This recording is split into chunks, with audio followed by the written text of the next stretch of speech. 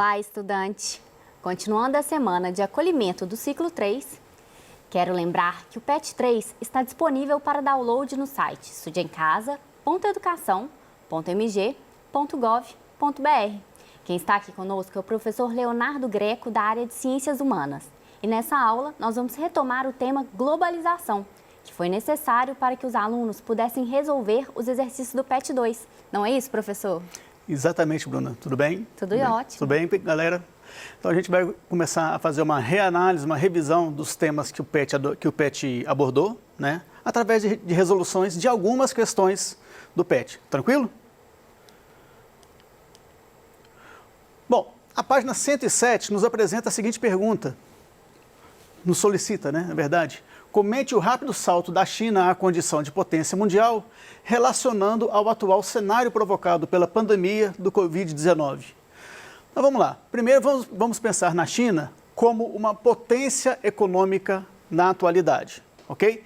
Então a gente faz uma volta ao tempo, uma pequena volta ao tempo, ao final da década de 1990, e a gente primeiro vai relembrar que até o fim da União Soviética, todas as relações internacionais estavam polarizadas entre Estados Unidos e União Soviética. Elas eram consideradas as duas superpotências do período, né?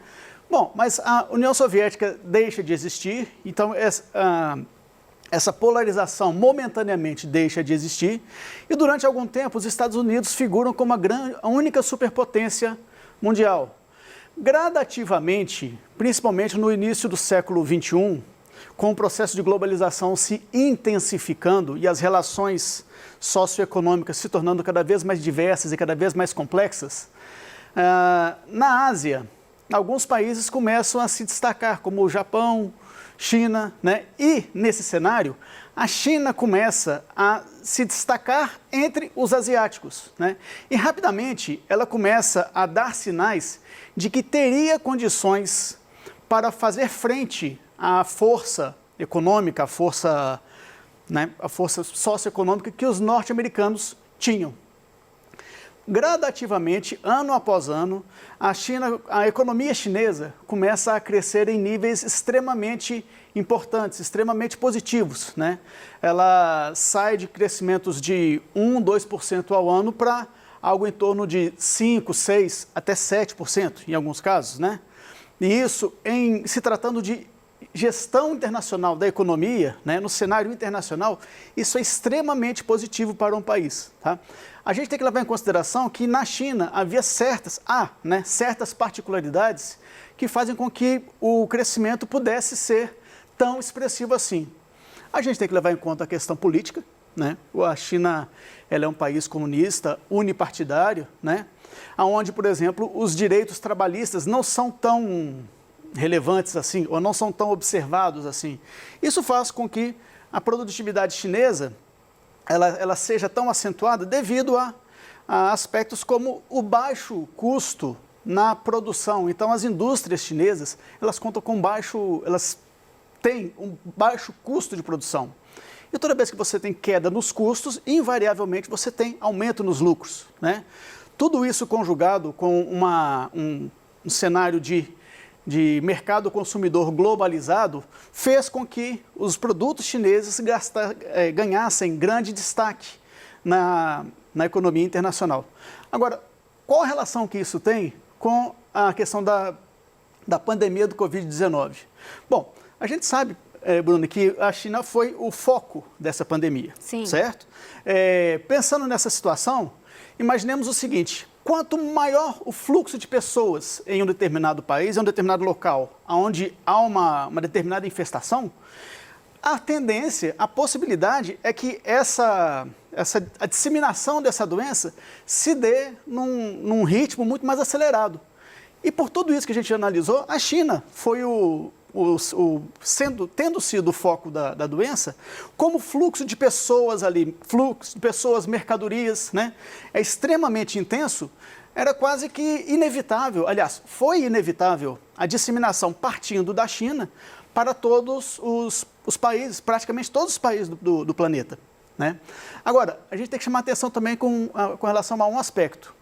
Do mesmo modo que a Covid-19 se iniciou na China e dali se espalhou mundo afora, devido a uma situação de a sociedade chinesa contar com dos mais elevados níveis de educação, então o progresso científico na China também é extremamente importante, ali também estão localizados os laboratórios onde os estudos relativos às vacinas para combate à Covid-19 estão em estágio mais avançado.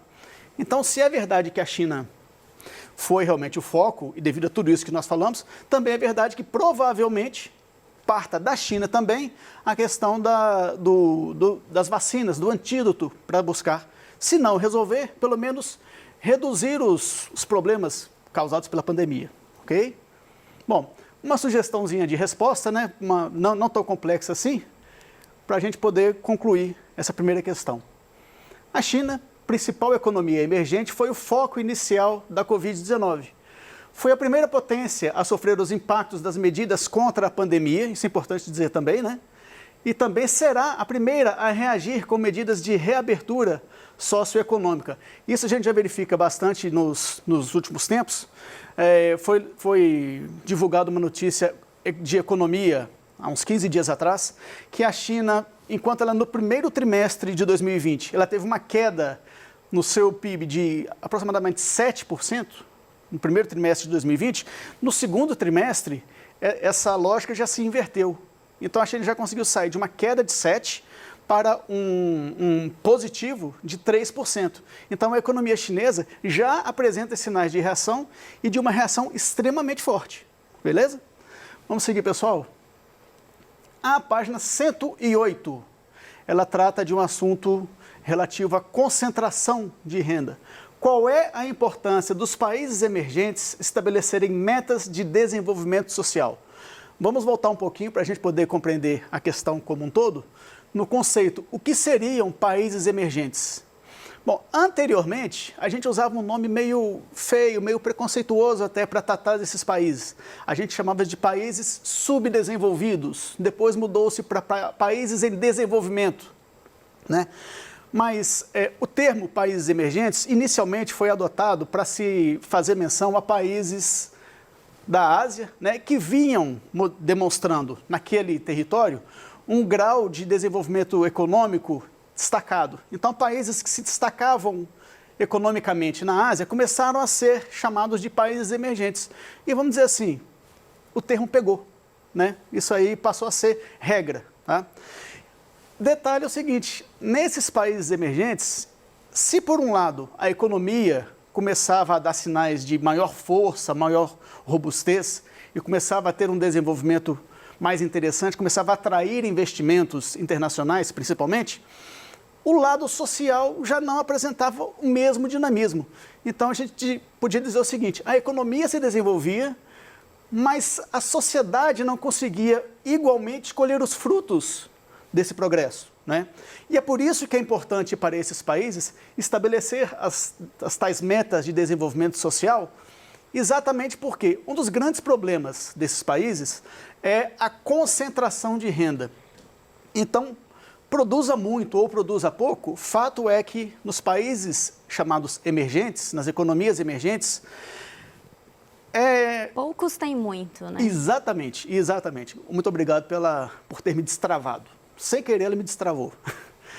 Poucos têm muito. A grande produção de riqueza, a grande concentração de riquezas nas mãos de poucas pessoas, poucas indústrias, poucos grupos financeiros. E a grande maioria da população sofre com a má distribuição de renda. A partir do momento que você implementa metas de desenvolvimento social, você busca corrigir essas distorções. Se você não vai resolver a concentração de renda, pelo menos você vai buscar distribuir, fazer uma redistribuição pelo menos um pouco mais justa, um pouco mais igualitária. Certinho, pessoal? Bom, sugestão de resposta. Teoricamente, as metas de desenvolvimento social, ela permitiria corrigir eventuais distorções, assim como permitiria também promover uma distribuição mais igualitária, ou como eu falei agora, né, menos desigual, dos frutos de um desenvolvimento econômico. Vamos lá, pessoal, seguindo. Na página 108 também, comente a afirmação: em vários países emergentes como o Brasil, muitos têm pouco e poucos têm muito. Eu podia deixar até a Bruna responder, que ela me ajudou tanto na questão 2 e caiu exatamente nesse mesmo assunto.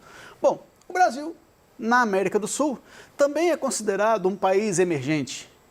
E vamos combinar, né? Mais do que ninguém, nós sabemos que aqui no Brasil, a concentração de renda é algo extremamente presente, é algo extremamente preocupante.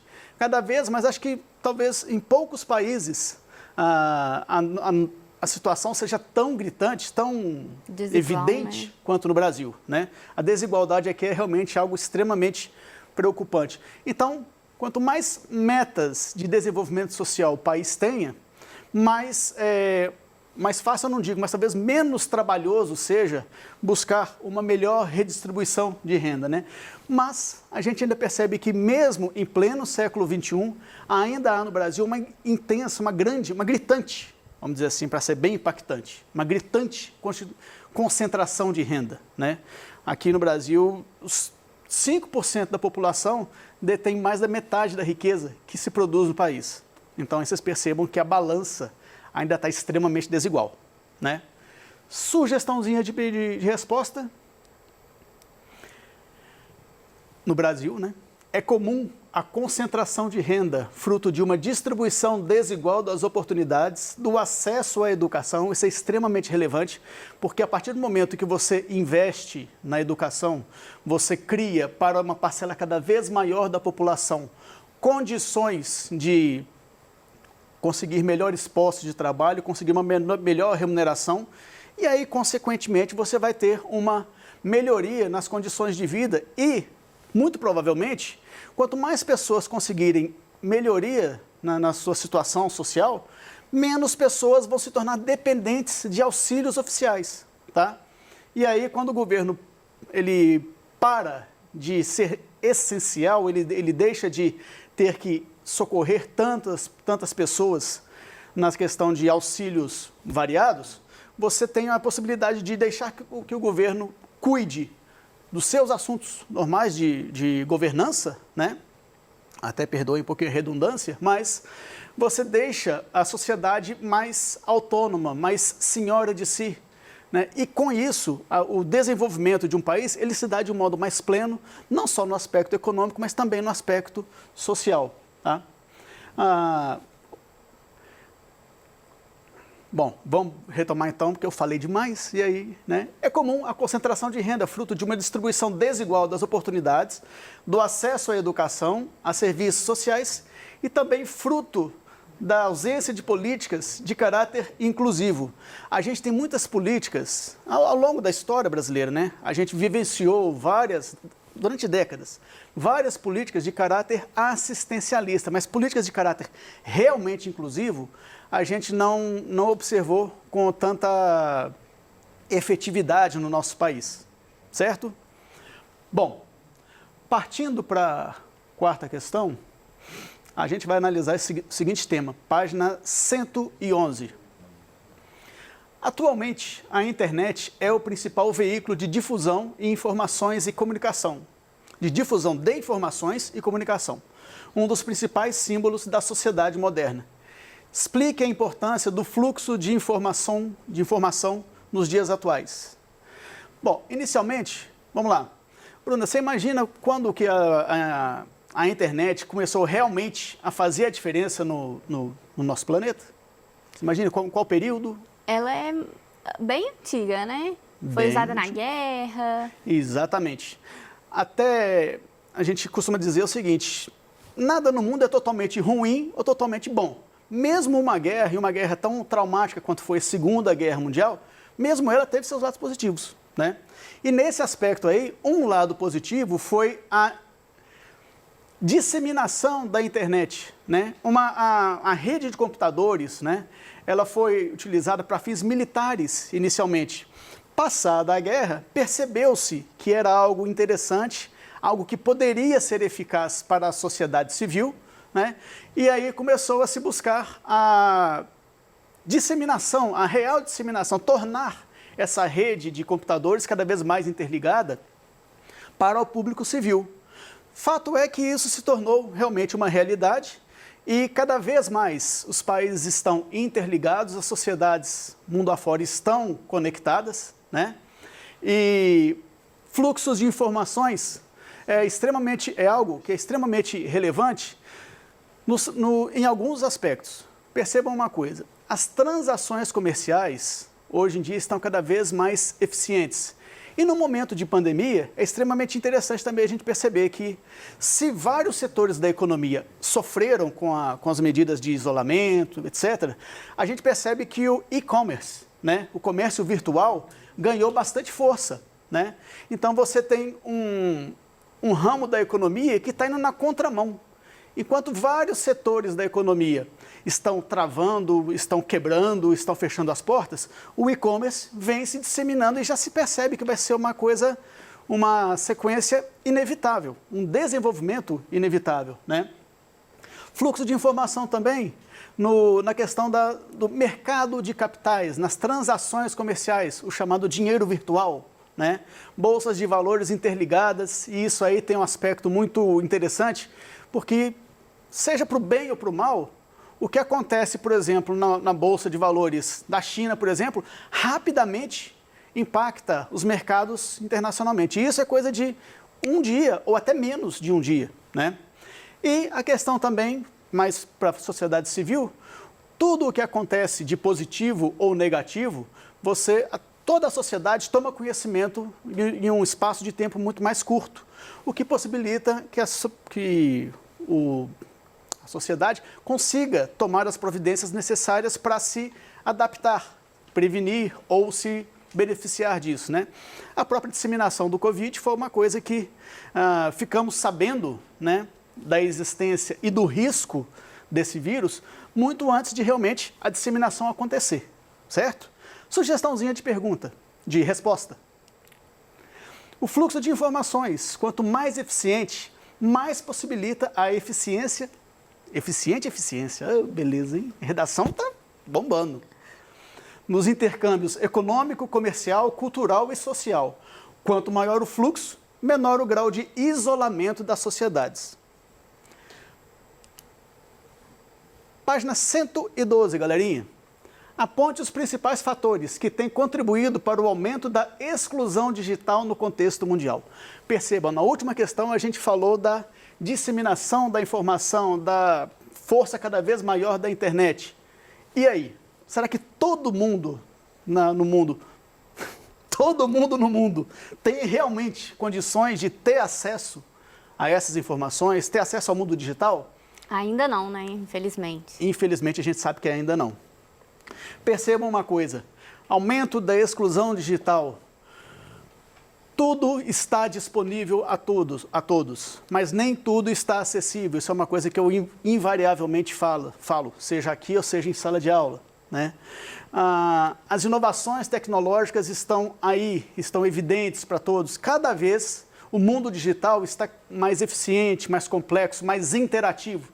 Mas, infelizmente, em muitos países, também chamados de emergentes ou países em desenvolvimento, muitas pessoas ainda estão excluídas desse processo. Nem todos têm acesso a um computador, a um notebook, a um celular eficiente, não é? Então a gente vai considerar que realmente essa questão ainda é um gargalo, um problema, um ponto a ser trabalhado na maioria dos países chamados em desenvolvimento. Pequena sugestão de resposta? Pequena nada, né? Inicialmente, a distribuição de renda, de modo desigual, compromete o pleno acesso aos recursos tecnológicos disponíveis. Ainda deve-se destacar que, em termos práticos, o conhecimento necessário para a manipulação dos itens tecnológicos, não adianta você ter um celular de última geração se você não vai saber usá-lo, né? Não está igualmente disponível para os cidadãos. Perpassa pelo quê? Pela educação cada vez mais eficiente, ok? Pessoal, agradeço pela oportunidade, a gente vai encerrar agora e queria mandar um grande abraço a vocês e conto com vocês nas próximas jornadas, ok? Muito obrigado, pessoal.